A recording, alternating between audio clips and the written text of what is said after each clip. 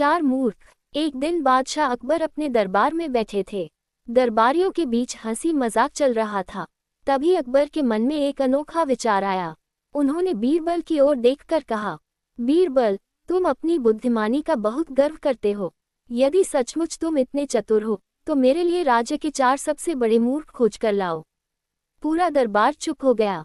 सबको लगा कि यह काम असंभव है, लेकिन बीरबल मुस्कुराए और बोले, जहांपनाह, मुझे 3 दिन का समय दीजिए। अकबर ने अनुमति दे दी। अगले 3 दिनों तक बीरबल पूरे राज्य में घूमते रहे। वे हर गांव, कस्बे और बाजार में लोगों से मिलते रहे। चौथे दिन वे दरबार में लौटे। उनके साथ केवल 2 आदमी थे। अकबर ने आश्चर्य से पूछा, बीरबल, मैंने तो 4 मूर्ख लाने को कहा था, लेकिन तुम केवल 2 ही लेकर आए हो।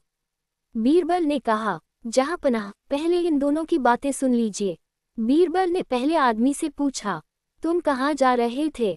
उसने उत्तर दिया, हुजूर, मेरी पत्नी अपने मायके गई है। अभी अभी खबर मिली है कि उसने एक सुंदर पुत्र को जन्म दिया है। मैं उसी बच्चे के लिए ये घास का बड़ा गट्ठर लेकर जा रहा हूँ, ताकि अगर मेरा बेटा बड़ा होकर घोड़ा खरीदे तो उसके घोड़े के लिए घास पहले से तैयार रहे। ये सुनते ही पूरा दरबार ठहाके मारकर हंस पड़ा। अकबर भी हंसी रोक नहीं पाए। बीरबल बोले, जहांपनाह, ये पहला मूर्ख है। बच्चा अभी पैदा हुआ है, घोड़ा तो बहुत दूर की बात है, फिर भी यह अभी से घास धो रहा है। अकबर ने सिर हिलाकर कहा, ठीक कहा। अब बीरबल ने दूसरे आदमी से पूछा, और तुम क्या कर रहे थे? उसने कहा, मैं अपनी घोड़ी पर बैठकर जा रहा था, लेकिन मुझे अपनी घोड़ी पर दया आ गई, इसलिए मैंने अपना भारी सामान सिर पर रख लिया, ताकि घोड़ी पर बोझ कम हो जाए। दरबार में फिर जोरदार हंसी गूंज उठी। अकबर बोले, अरे मूर्ख, चाहे सामान सिर पर रखो या पीठ पर, वजन तो घोड़ी ही उठा रही है।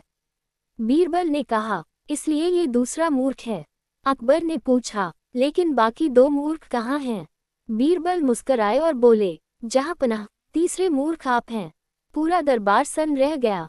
अकबर ने भौहें चढ़ाईं। क्या कहा, मैं मूर्ख हूँ? बीरबल ने विनम्रता से उत्तर दिया, जी महाराज, पूरे राज्य के इतने महत्वपूर्ण काम छोड़कर आपने मुझे 4 मूर्ख ढूंढने के काम पर लगा दिया।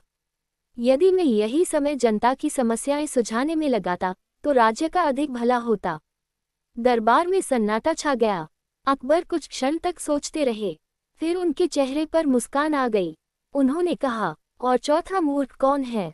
बीरबल ने हाथ जोड़कर उत्तर दिया, जहांपनाह, चौथा मूर्ख मैं हूँ, जिसने इतने दिनों तक आपका यह आदेश पूरा करने में अपना समय लगा दिया। एक पल के लिए पूरा दरबार शांत रहा, फिर सभी जोर से हंस पड़े। अकबर भी अपनी हंसी नहीं रोक पाए। उन्होंने कहा, बीरबल, तुम्हारी बुद्धि का सचमुच कोई जवाब नहीं। तुमने मुझे भी एक महत्वपूर्ण सीख दे दी कि समय का सही उपयोग सबसे बड़ी बुद्धिमानी है। अकबर ने बीरबल को बहुमूल्य वस्त्र, स्वर्ण मुद्राएं और सम्मान देकर पुरस्कृत किया।